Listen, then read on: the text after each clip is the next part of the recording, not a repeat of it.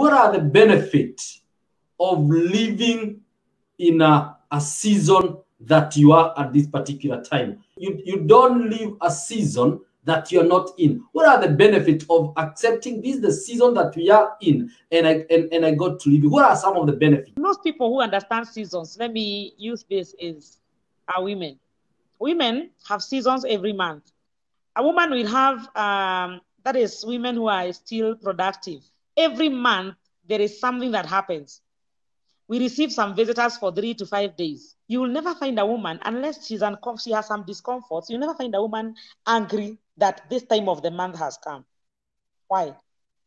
Because a woman understands at this particular date, this and this must happen.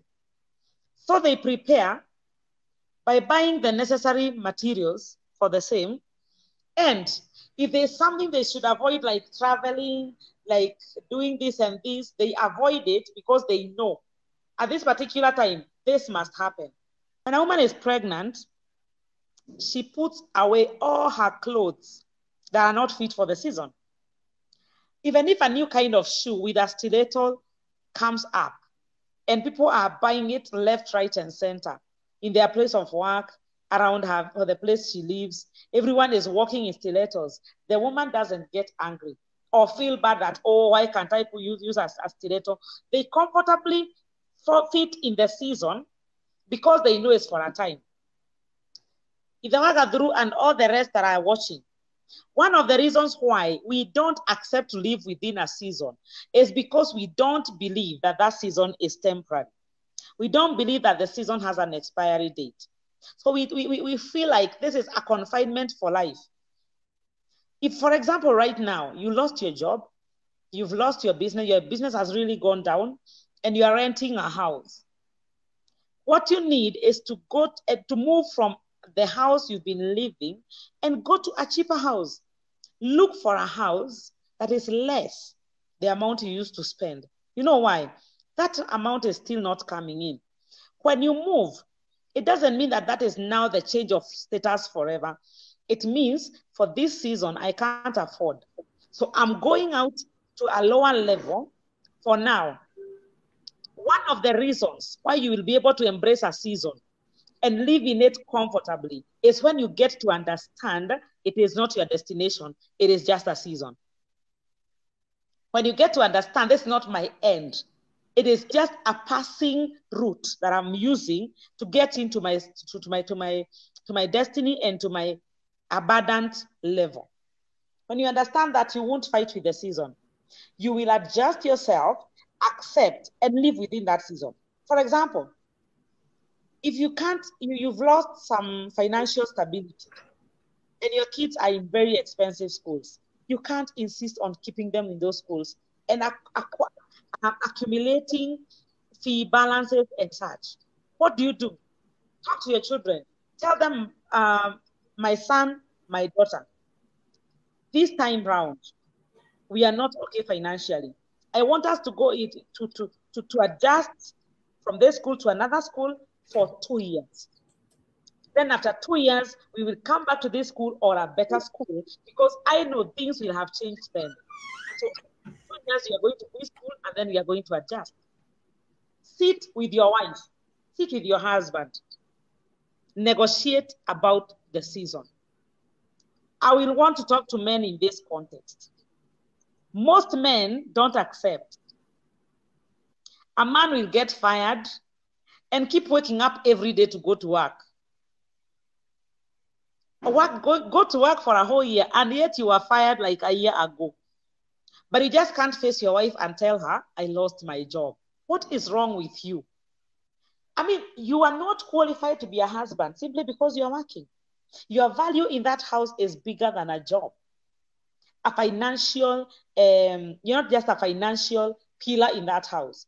There are so many things in that house. So look at your wife straight in the eye and tell her, baby, sweetheart, I don't have a job at the moment, and we cannot relate on what you earn. As for now, as I continue looking for a job, or as I continue looking for more business. So you just talk. I mean, what is so hard in sitting with your wife should be your friend. He should be the first person to understand you. And wives, please, when your husband tells you that he has lost his job, it doesn't mean he has died. He's still alive. And it doesn't mean that he's now useless. He's still your husband and the head of your family. Stand by his side. If there's something you have hidden or when you have been given money for chama, get it, bring it on the table, and use it for that season. You know why? One, when you do that, you prove to him that it's not just his money that you're interested in. Number two, it is your family, not his family.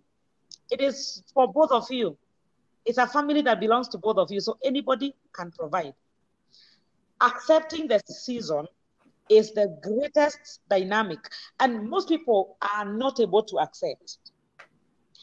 We have the society which knows how we live, what we've been doing. I've been driving this car, and the community knows this is the kind of a car that I drive. If I sell it and adjust to a lower car, how will people say? Now that question is not, I don't want to use this is our Gathuru's program. That's stupid. We can't avoid saying this. Who are people? How are they living their lives? Do you feature anywhere in their decisions? Now you have sleepless nights because you can't change your house. You can't move from that estate. Everybody will wonder, why have I gone down? Kindly be your own self-friend. Number one friend to you should be you. You are the only person that should be able to ask yourself, what am I going to do? Because if staying in that house will cost you blood pressure, it will bring you stress and depression.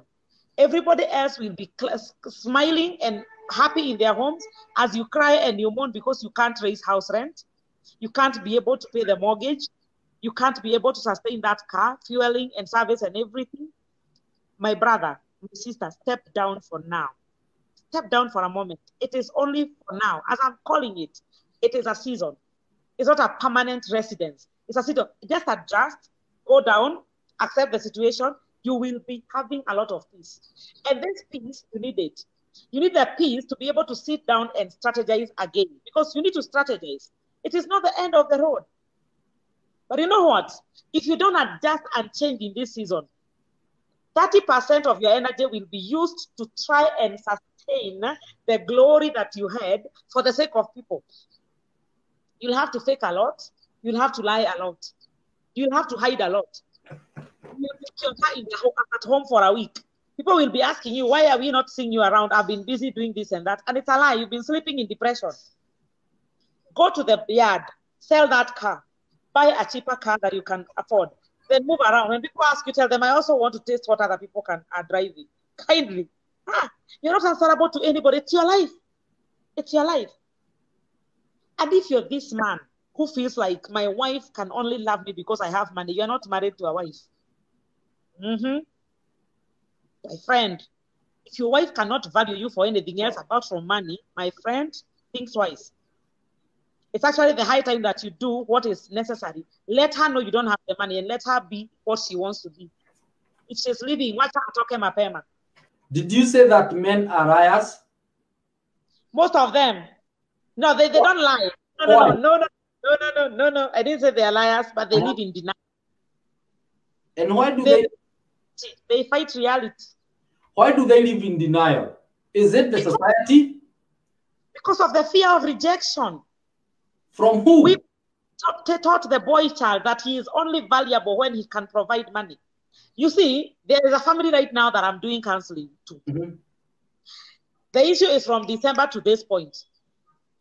The whole of last year, even COVID, they survived COVID together in love until December. In December, the wife wanted everything for December, for celebrations, new clothes, food, shopping, going out and everything. And this man could not just sit and ask himself, what is wrong with you, gentlemen? You know what you have and what you don't have. Divide what you have and let them use what they can.